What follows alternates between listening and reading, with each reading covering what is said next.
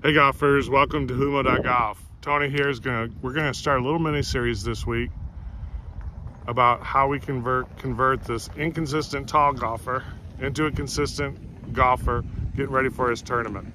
So being 6'8" definitely has some challenges. I've known him for a while, 30 some years, and he had a great swing back in the day. Just ask Chris Doster. And now we're gonna go ahead and show you how the changes we made from before and after, and how you can become more consistent on the golf course. Let's get to work.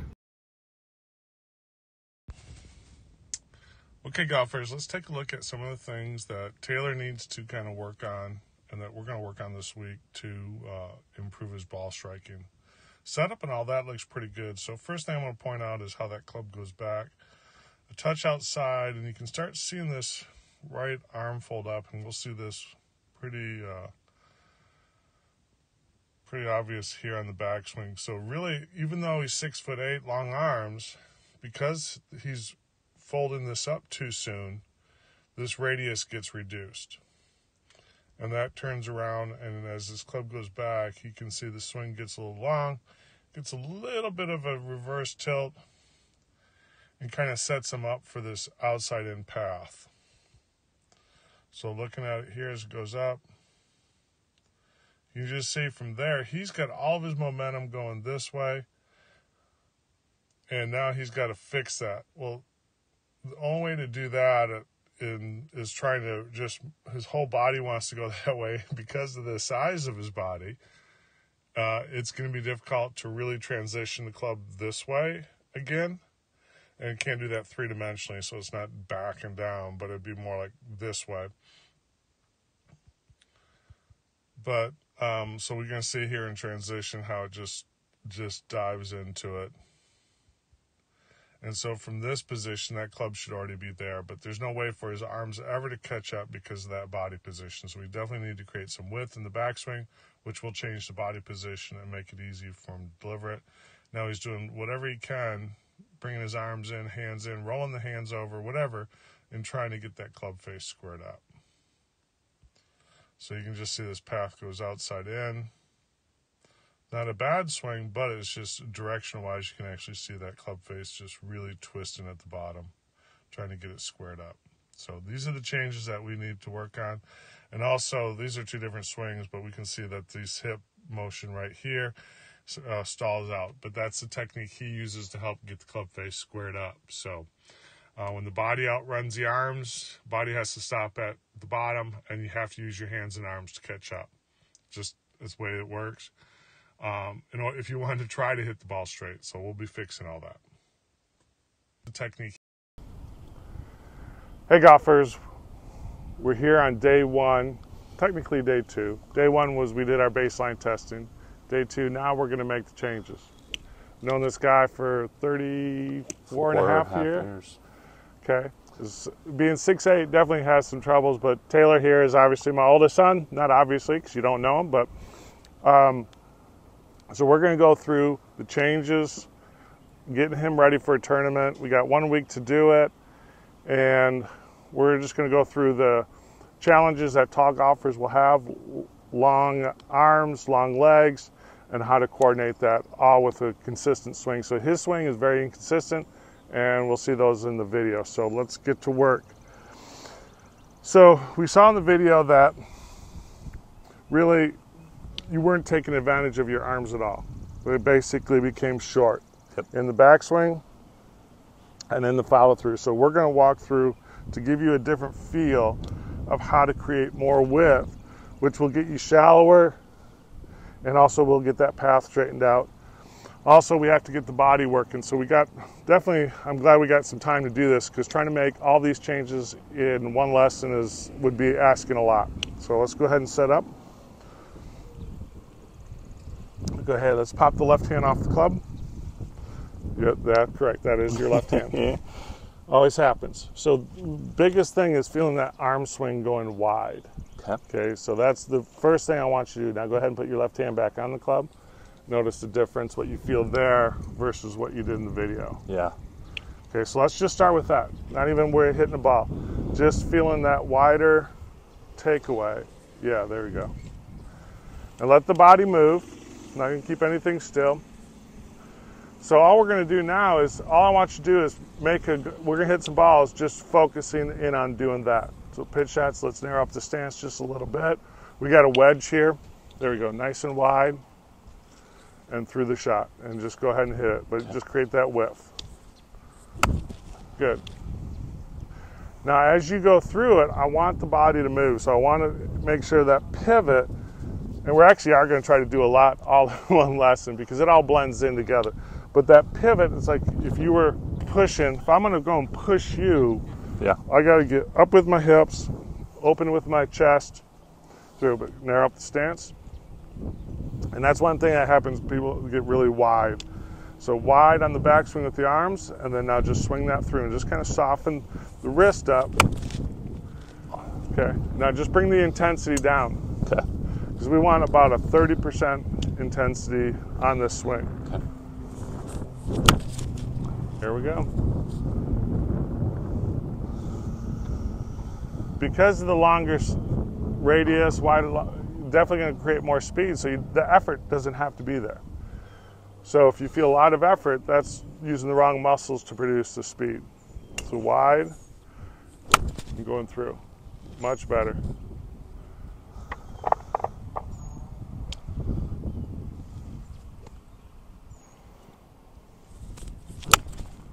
So if you kind of compare these shots, which are actually going pretty straight right now, and how much effort you put into it relative to a wedge swing, how would you, what's the difference? Is there any difference? Yeah, because before it felt more like was going for trying to put the power in, trying to put the gas in, versus this feels more just, you're almost letting the club do more of the work and letting the swing just happen. But from an athletic standpoint, that's what we want. Obviously, we are the engine that has to move the club, so the club can't do the work, but that's the efficiency of the system. That's the efficiency of using that radius, which will give you bigger speed, and just letting the body work at the right time. So that's the efficiency of the golf swing. Let's keep going. I mean, this is already phenomenal. Feels more like butter. And even that's okay right now.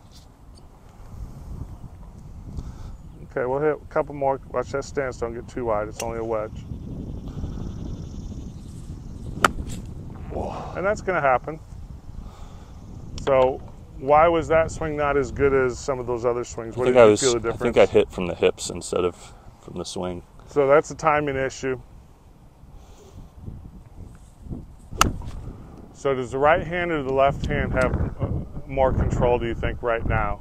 At least the last couple swings. I'm trying to make it the right hand. Yeah, but it's actually left hand's taking over a little bit. I can see that. Okay. It's okay. It's a little bit better. And the reason why we want this narrow stance is just so the movement becomes more of an into the leg, right leg, instead of a lateral sway. When you try to get more into your right, is it a matter of, I just loosened this up, but is it really just a matter of, I think in the terms of basketball, of guide hand, but in this case is that the right way to think about it? Yeah, okay. And then these three fingers, thumb, forefinger, middle finger, are you're controlling with your right hand, trail hand.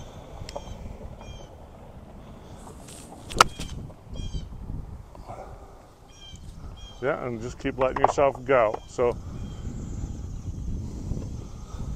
narrow up the stance a little bit. There you go. It's only a wedge. Making a half swing. I know it's not solid perfect, but how straight is that? It's can't get it better. Yeah.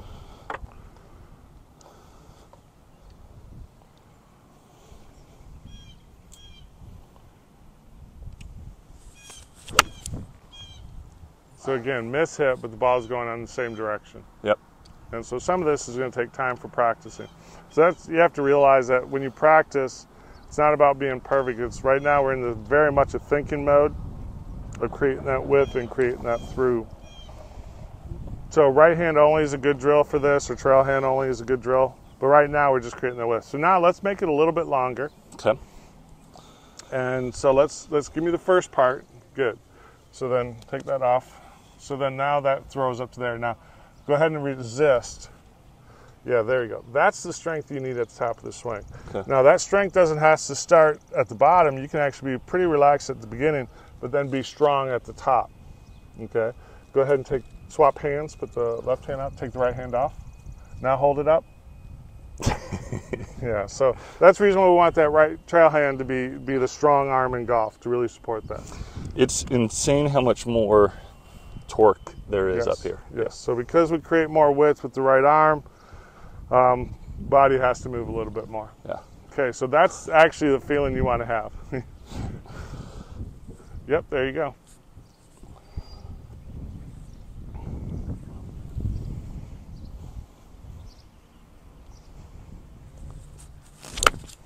Yeah, and you can stay looking at the ball.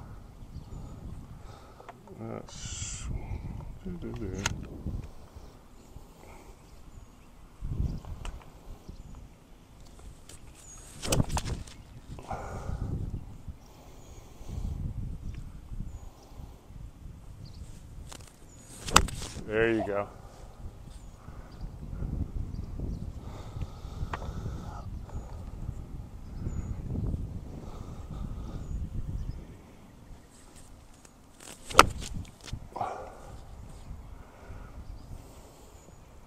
So pausing at the top is a good way, just find your way. And that's the biggest thing, is finding your way and feel. Letting the student kind of discover what that sense is.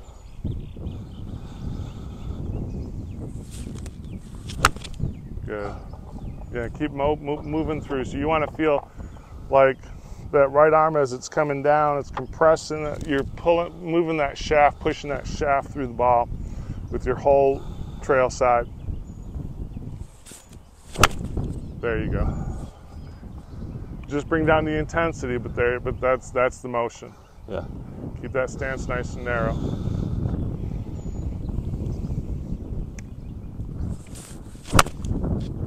That's okay. See, the body stop, and that causes the club face to flip over, because the hands have to keep going, the arms will keep going. Yeah. So you'll see this flash to the arms this way, and the ball will hook, because the body, the right side, this joint, so that's set up. So if this joint stops, that momentum keeps going, and the only way to do that is that. So if this goes through, then now this can stay square going through the ball. So actually we did all the work that we needed to do in one lesson, but we're doing this with the wedge. Narrow it up, stance, there you go. There you go. And you can probably even move a little closer to the ball, just a touch. Okay. A good quarter of an inch, just quarter of an inch, something like that. Yeah, there you go, I like that. Much better. And then we'll get to controlling the face later on.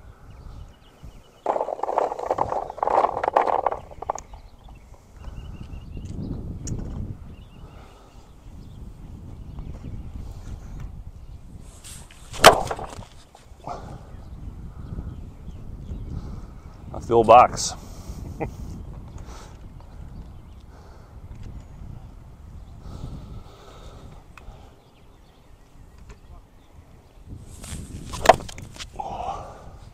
We weren't recording that one. There we are, still running.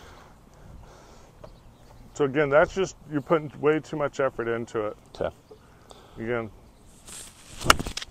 Yeah. So right now we want to keep the intensity down. Okay.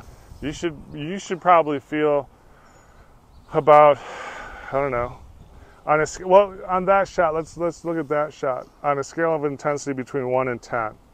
10 being, you've gotten everything into it, which could also be 100%. What percentage or intensity level do you think that last swing actually took? I think I tried to put in more than actually came out of it. I think I tried to put in like 80%. But because I felt a little disjointed, I probably only got like 65, 70%. But that's where you need to be right now. You need to stay calm right now, because you're learning something new. This is a new motor pattern. Okay.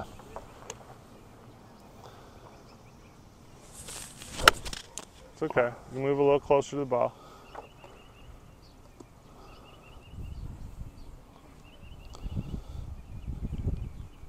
Narrow up the stance, less knee flex. Just there you go. Now move closer to the ball. There you go. You're just not used to that right now. Yeah. Nice and wide, nice and smooth. Right hand. Again, yeah, keep moving. But you let your arms do this work right now. Okay. That right arm. Better.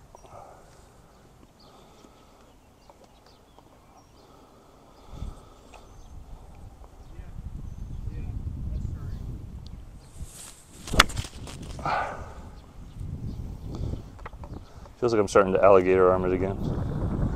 That one you did. Again, just gotta get the feeling of the right hand. Get really in control of that club. And just soften things up. Yep. Let's go back to a half swing. Okay. So golfers, if you're struggling with making a full swing change, just bring it down to a half swing and get things back into sync. Again, go ahead and get that right hip all the way through. Finish it up.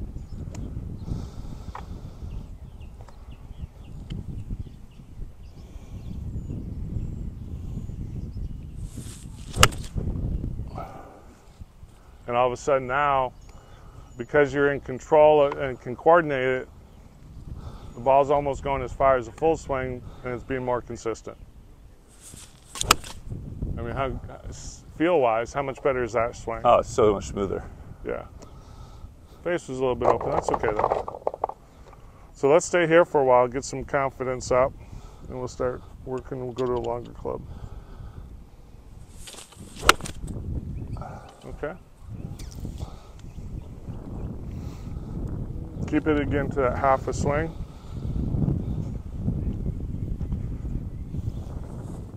Yep. And just get back to that half swing, nice and wide. There you go. And again, let that hip go. Get that hip up. Yeah. I mean, how much ever did that swing take? None. Exactly. So there's your golf swing right there. We just got to make it a little bit bigger and a little bit more powerful, but right now we can't go higher than probably 50, 60% maybe. What percentage are you at? Yeah, the first one was definitely right about 50. That last one, I think I thought I could speed it up and I couldn't. So again, think about, I mean, that was like nothing. I barely put anything into that. And you know, let's see, I don't know how far is that. That's only 143 right now, but that's a 143 half 6 iron. Is that good? Yeah.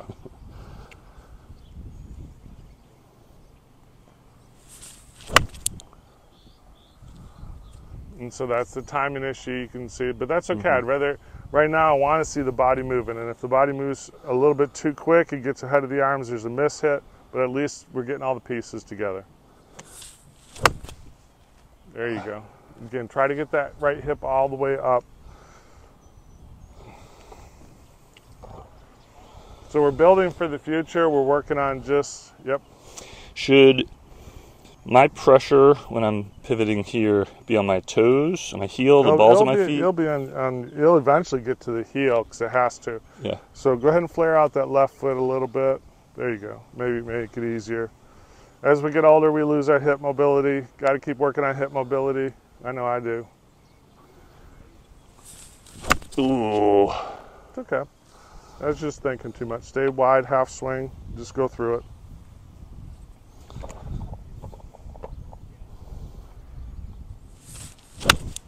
There you go. Yeah, I put nothing into that. So that just, so kind of explain to people a little bit about what you felt, because we had a complete miss hit, which is normal.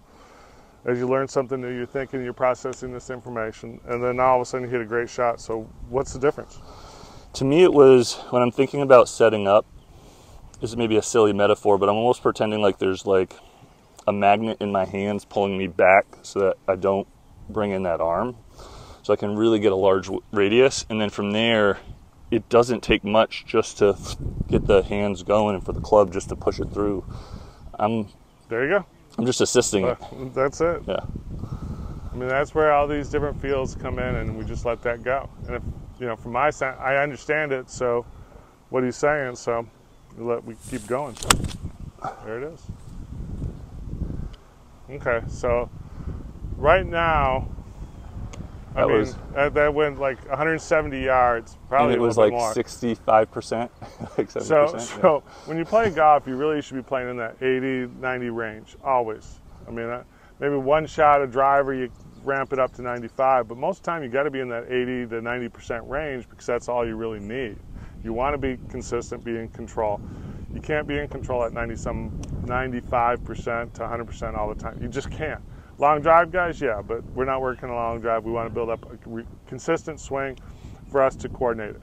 Consistent doesn't mean the same because there's always some variation, but being able to control this. So good work today. We got day one in the books. In the books. Instruction, and we'll keep working on that. Okay, guys, thanks. Hey, golfers, thanks for watching. Don't forget to head over to humo.golf where you can join, see some private member-only videos that I've done. But more importantly, we get to now work on your swing. Not only do we share it digitally online through V1, we also get online and do some face-to-face stuff. So this way we can make sure that information is being applied correctly, because golf swing can be complex. We just want to simplify it for your improvement. Thanks for watching.